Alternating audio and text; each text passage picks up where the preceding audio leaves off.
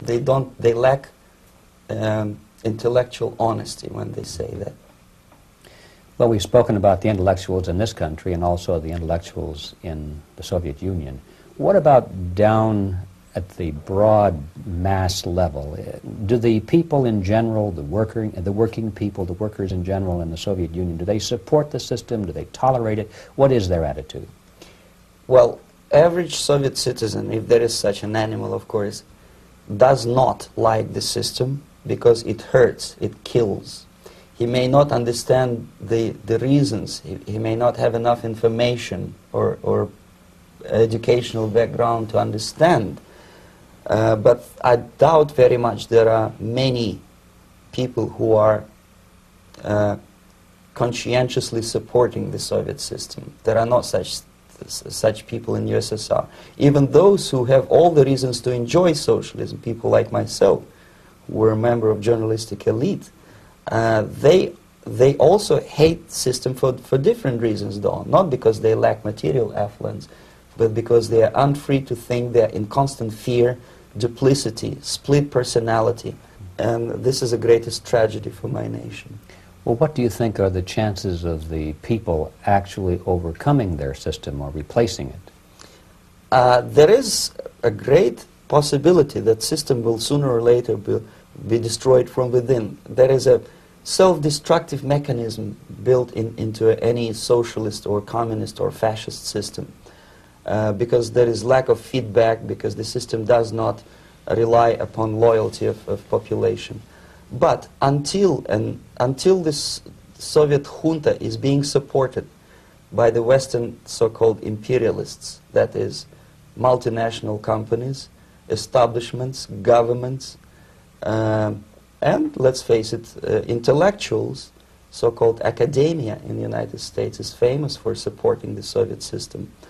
As long as the Soviet junta will keep on receiving credits, money, technology, grain deals, and political recognition from all these traitors of democracy or freedom, there is no hope, there is not much hope for changes in my country, and the system will not collapse by itself simply because it's being nourished by so-called American imperialism. This is the greatest paradox in history of mankind, when capitalist world supports and actively nourishes its own destroyer, destructor. I think you're trying to tell us something. Oh, in yes. This country. Mm-hmm. I'm trying to tell you that it has to be stopped unless you want to end up in Gulag system and enjoy all the advantages of socialist equality. Working for free, catching fleas on your body, sleeping on the planks of plywood in Alaska this time, I guess. Mm-hmm. That's where Americans will belong, unless they will wake up, of course, and force their government to stop aiding Soviet fascism. Mm-hmm. Well, you told us a moment ago why you left the system. I'd like to hear the details of how you did it. It must have been a very dangerous thing. It was not so dangerous, it was crazy. First of all, because defecting in India is virtually impossible, thanks to very strong pressure from the Soviet government. Excuse me, you were in India. On assignment at that time? Yes, I was working for the Soviet embassy in New Delhi as a press officer. Mm-hmm.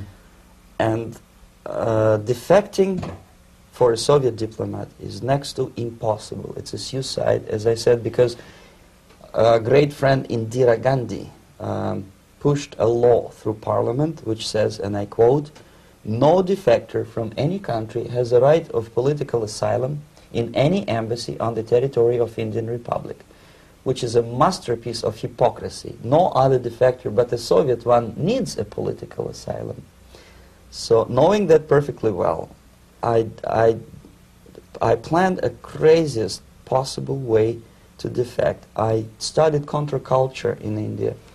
There were thousands of young American boys and girls with no shoes, long hair, smoking hash and marijuana, studying sometimes Indian philosophy, sometimes simply pretending that they study. And they greatly annoyed Indian police, and they were laughing stock of Indians, because obviously they were good-for-nothing students. I studied carefully where they congregate, what routes they travel, what language they speak, what do they smoke. And one day I simply joined a group of hippies to avoid detection of Indian police. I was dressed as a typical hippie with blue jeans, long camise shirts, with all kind of nice decorations like beads, long hairs. I bought a wig because for several weeks I had to turn myself from a conservative Soviet diplomat into a very progressive American hippie. And that was the only way that I could avoid detection. It was very interesting experience, but it was necessary because from my own knowledge as a member of Soviet embassy staff, I knew that there were many cases when Soviet defectors were betrayed by Indian police, and also some Western embassies played a very dirty role in betraying the Soviet defectors.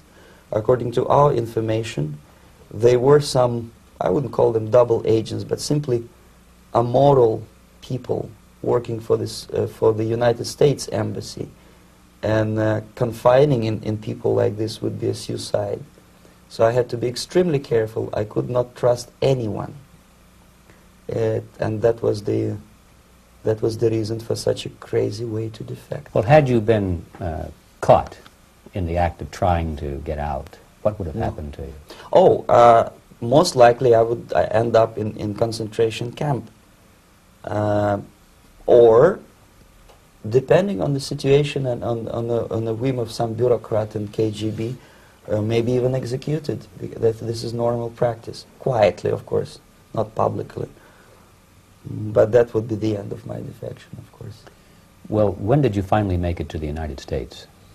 In 1970, after about 6 months of debriefing in Athens by the CIA, and I presume FBI too, they let me go first to Germany, then to Canada. That was my decision. I had to change my identity to protect my family and my friends in USSR. And also I was a little bit paranoid, knowing that both Soviet KGB and probably some double agents within the American system may be after me. So I wanted to settle down as far away as possible. I requested CIA to give me some kind of new identity and just let me go on my own. And I settled in Canada. I was a student. I changed many professions, from farm help and laundry truck driver to language instructor and broadcaster for Canadian Broadcasting Corporations in Montreal. Well, have you had any threats on your life or any yes. unpleasant? In about 5 years, KGB eventually discovered that I am working for Canadian Broadcasting. I made a very big mistake. I started working for overseas service of CBC, which is similar to Voice of America, in Russian language. And of course, monitoring service in USSR picked up every new voice. Every new announcer, they would make it a point to discover who he is. And in 5 years, sure enough, slowly but surely, they discovered that I am not Thomas Schumann, that I am Yuri Alexandrovich Bezmenov, and that I am working for Canadian Broadcasting, and undermining beautiful détente between Canada and USSR. And the Soviet ambassador Alexander Yakovlev made it his personal effort to discredit me. He complained to Pierre Trudeau, who is known to be a little bit soft on socialism. And the management of CBC behaved in a very strange, cowardly way, unbecoming to representatives of an independent country like Canada. They listened to every suggestion that Soviet ambassador gave, and they started shameful investigation, analyzing content of my broadcasts to USSR. And sure enough, they discovered that some of my statements were probably would be offending to the Soviet Politburo. So I had to leave my job. And of course subtle intimidations. They would